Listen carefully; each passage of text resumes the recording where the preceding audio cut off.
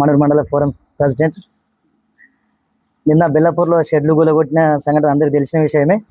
దానికి టీఆర్ఎస్ కూడా తెలుసు అవి పోతే ఎట్లయినని చెప్పి. పోతే ఆయన తెలియడం కూడా మళ్ళీ భూపాలరెడ్డి వచ్చి ఇక్కడ ధర్నా చేయడం చాలా ఆయనకు సిగ్గుందా సిగ్గులేదు అనేది కూడా మాకు తెలియదు.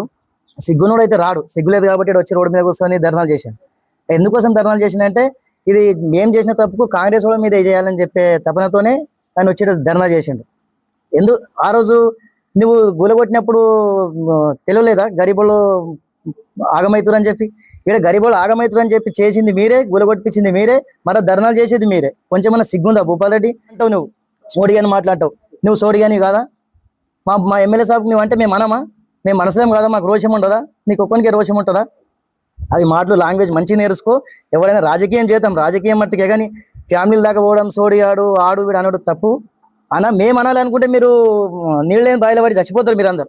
మేము అనాలని తలుచుకుంటే కాంగ్రెస్ వాళ్ళం. కానీ కాదు భూపాలరెడ్డి, మంచి రాజకీయం చేయు. మీ కార్యకర్తలు కూడా చెప్పు, ఊర్లలో జగడలు పెట్టకండి, ఊర్లో అందరు కలిసిమెలిసి ఉండేటట్టు చెప్పండి. దిగంబర్ రెడ్డి ఏం చేసిండు, ముందున్న సర్పంచ్లు ఏం చేసారు, వాళ్ళు పైసలు తీసుకొని వేయించరా, లేదంటే కావాలని దిగంబర్ రెడ్డి గులగొట్టించిన అనేది న్యాయంగా పోండి. కానీ ఒట్టేటినే మన దిగంబర్ రెడ్డి మీద బురద జల్లే కార్యక్రమాలు చేయకండి. మీద కూడా మీరు బురద జల్లే మాట్లాడకండి. మా ఎమ్మెల్యేకు ఉన్న తెలివిలన్నీ ఒక 10% కూడా తెలియలేదు. ఎందుకంటే మా సార్ ఒక డాక్టర్ చేసిండు, నువ్వు బర్లు కాసినావు. మా ఎమ్మెల్యే సాబ్ చేసిన అభివృద్ధిలో నువ్వు 10% కూడా అభివృద్ధి చేయలేదు.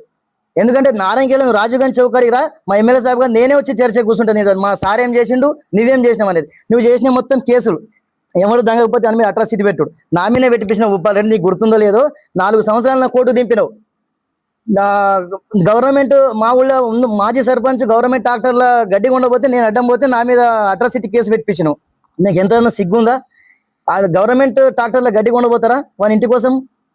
అది కావాలంటే ప్రేమతో వానికి పనులు చేపించి తీసుకోగాని కేసులు పెట్టి తీసుకుంటే ఈ రోజులలో ఎవడు భయపడతాడు చెప్పు? నీకు భయపడతారు ఎవడన్నా? ఇంట్లో అన్నదమ్ములే భయపడరు. మేమైతే నువ్వెవడో నేనెవడో, నేనెందుకు భయపడతా నీకు? అది కాదు. మంచి పద్ధతితో రాజకీయం చేయి. మాటలు లాంగ్వేజ్ కూడా కొంచెం మంచిగా మాట్లాడు. నీకు అవసరమైతే కోచింగ్ సెంటర్లు ఉంటాయి హైదరాబాద్లో, నేను తీసుకుపోయి నీకు కోచింగ్ సెంటర్ అడ్మిషన్ చేపిస్తా.